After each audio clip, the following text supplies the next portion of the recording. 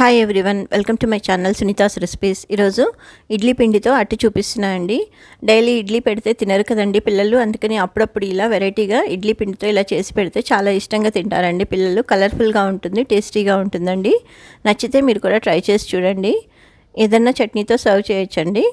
ఇక్కడ నేను ఇది నిన్న ఇడ్లీ వేసిన పిండి ఉంది, అంటే ఇడ్లీ నిన్న వేసుకున్నాము, మిగిలిన పిండి ఇలా ఉందండి. ఇందులోకి కొంచెం జీలకర్ర వేస్తున్నాను, అలాగే తరిగిన పచ్చిమిర్చి, అలాగే ఈ టమాటో ముక్కలు చిన్నగా కట్ చేసి వేసుకుంటున్నాను.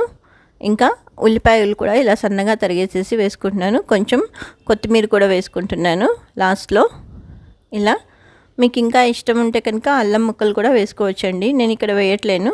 ఇవన్నీ ఇలా వేసేసి ఈ పిండిలోకి బాగా కలిసేదాకా కలుపుకోవాలండి. అంటే మనం ఇడ్లీ వేసే ముందు బ్యాటర్ ఏ కన్సిస్టెన్సీ ఉంటుందో అదే కన్సిస్టెన్సీ ఉంటుందండి. ఇందులోకి ఇంకా ఏమీ రవ్వ అది బియ్య పిండి కానీ ఇంకేమీ యాడ్ చేయక్కర్లేదండి. ఆల్రెడీ ఇడ్లీ రవ్వ, ఇది మినపప్పుతో చేసిన బ్యాటర్ కదండి. ఇలా బాగా కలిపేసేసుకొని కొంచెం సాల్ట్ కన్సిస్టెన్సీ చెక్ చేసుకొని సరిపోకపోతే వేసుకోండి. ఇవన్నీ ఉల్లిపాయలు ఇవన్నీ వేసాం కాబట్టి అందుకని ఇలా కలుపుకొని ప్యాన్ వేడి చేసుకోవాలండి. బాగా వేడెక్కాక కొంచెం ఆయిల్ అప్లై చేసేసుకోవాలి ప్యాన్కి మొత్తం. ఇలా కొంచెం వేడిగా అయితేనే బాగుంటుంది. ఇప్పుడు మీకు ఒక 2-3 గరిటెల పిండి ఇలా వేసేసుకోవాలండి మీరు.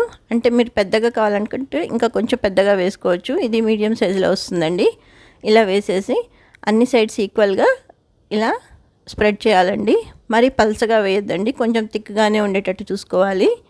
ఇలా ఆయిల్ అప్లై చేసేసి మధ్యలోకి చుట్టూ కూడా ఆయిల్ అప్లై చేసేసి లో ఫ్లేమ్లో పెట్టేసేసి మూత పెట్టి మగ్గించుకోవాలండి. ఇలా కొంచెంసేపు అయ్యాక ఒక 3 మినిట్స్ అలా అయ్యాక చూస్తే మంచిగా కుక్ అవుతుందండి. అటు సైడ్ మొత్తం పెంకు మీద నుంచి ఫ్రీగా వచ్చేస్తుందండి. ఇట్లా తీస్తే మళ్ళీ ఇంకో సైడ్ టర్న్ చేసుకొని, ఇప్పుడు ఆయిల్ ఏం వేయక్కర్లేదండి, మూత పెట్టేసేసి ఇంకొక 3 మినిట్స్ వరకు అలా మగ్గించుకోవాలి.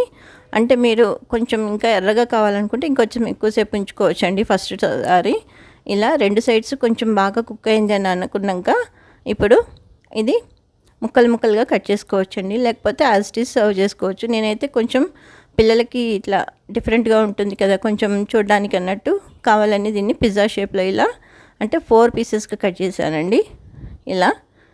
ఇలా కట్ చేసి సర్వ్ చేసుకుంటే చాలా బాగుంటుందండి.